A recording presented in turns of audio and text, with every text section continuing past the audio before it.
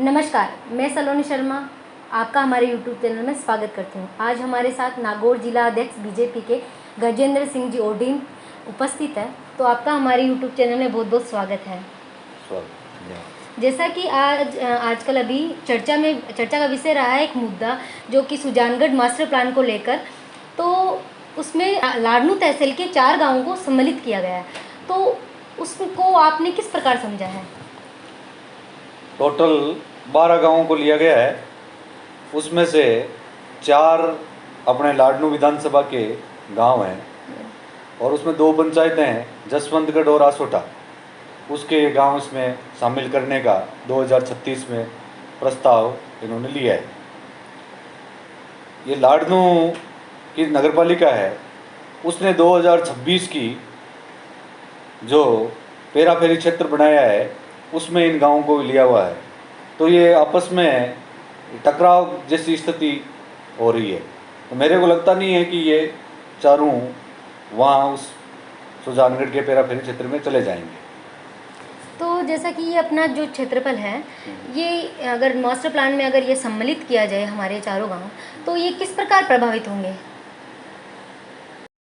और इसमें मूल रूप से विकास का तो मैं कह नहीं सकता, मगर मूल रूप से हमारी जो ज़मीनें हैं, चाहे खानपुर की हो, चाहे भियानी की हो, चाहे इधर जसवंतगढ़ की हो, इन ज़मीनों पर भूमाफियों का काफ़ी दिनों से नज़र है।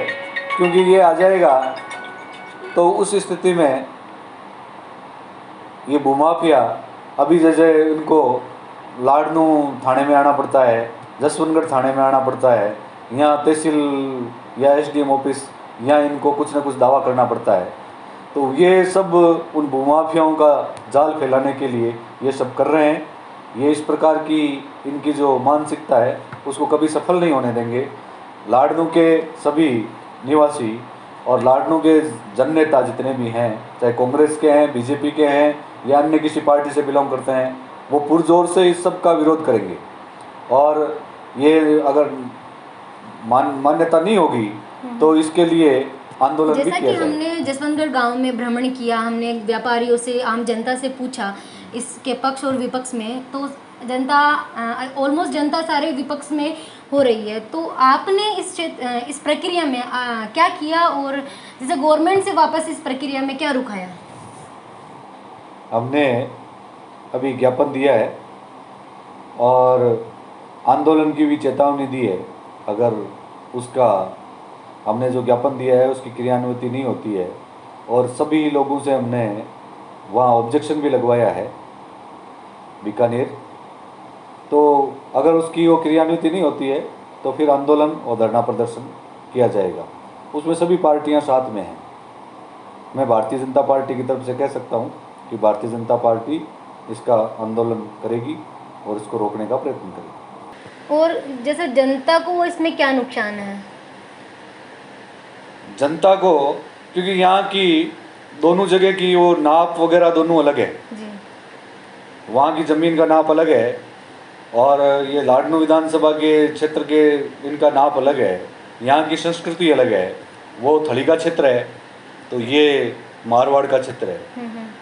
वहाँ की संस्कृति पुराने समय से दोनों जगह की अलग अलग रही है, और कुछ भूमाफियाओं के कहने से या किसी प्रकार से ये प्रयत्न किया जा रहा है, क्योंकि जसवंतगढ़ में गोचर भूमि पर्याप्त मात्रा में है तो उनकी नज़र उस गोचर भूमि पर है।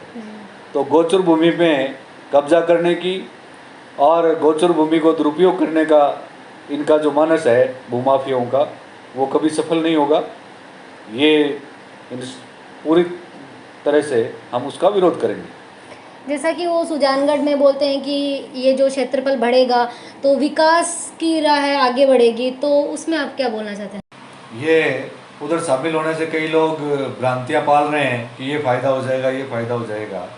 उसमें फ़ायदा तो कम है, नुकसान ज़्यादा है, क्योंकि एक सामान्य व्यक्ति के भूमि और भवन कर लगने शुरू हो जाएंगे। हर साल वो हाउस टैक्स, इस प्रकार के टैक्स वसूल होंगे, स्वच्छता कर वसूल किए जाएंगे।